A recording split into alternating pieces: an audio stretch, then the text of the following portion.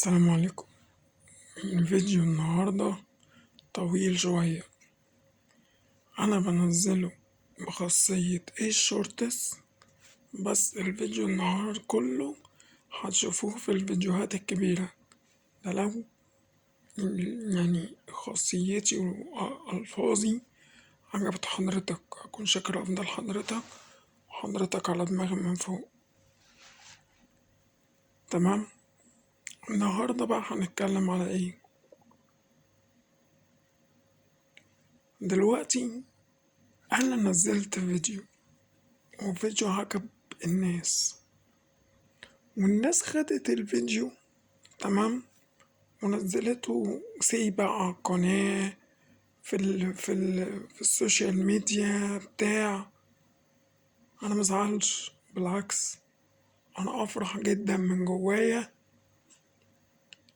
إن يعني فكرتي عجبت الناس.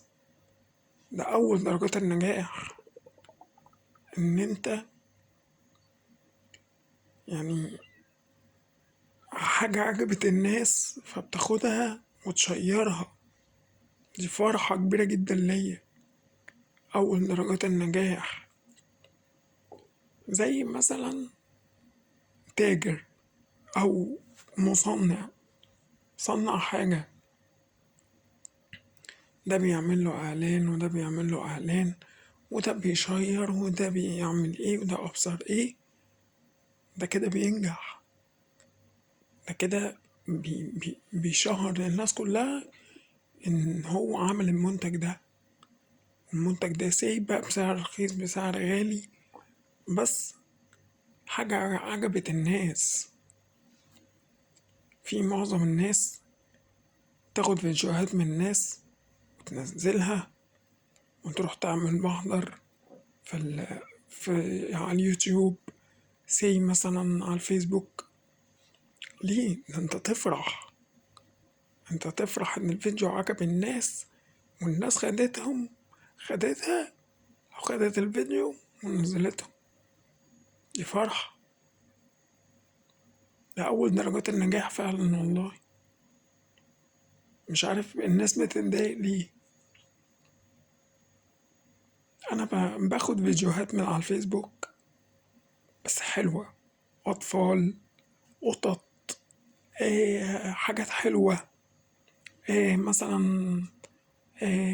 مثلا يعني حدث جميل عجب الناس، فأنا باخده وبنزله على القناة عندي، وما شاء الله بيوصل.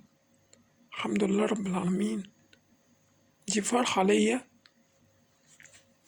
قبل ما تبقى يعني إن أنا خدت الفيديو ده، أو بمعنى الصح سرقته. أنا باخده وبنزله عندي، بخليك أنت للسما. طبعا العلي هو الله سبحانه وتعالى. بخليك أنت يعني فكرتك تبقى في التوب، تبقى عالية، بحيث ده يعرف وده يعرف وده يعرف، نستفيد احنا الاتنين.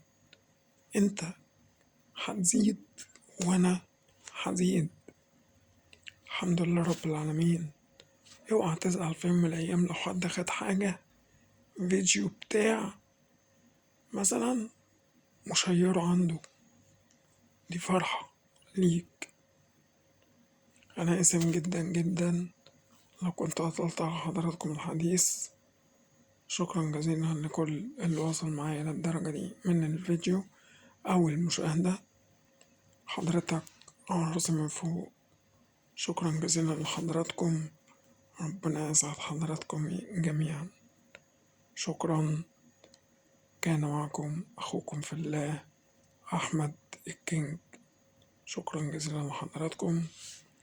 السلام عليكم ورحمة الله وبركاته.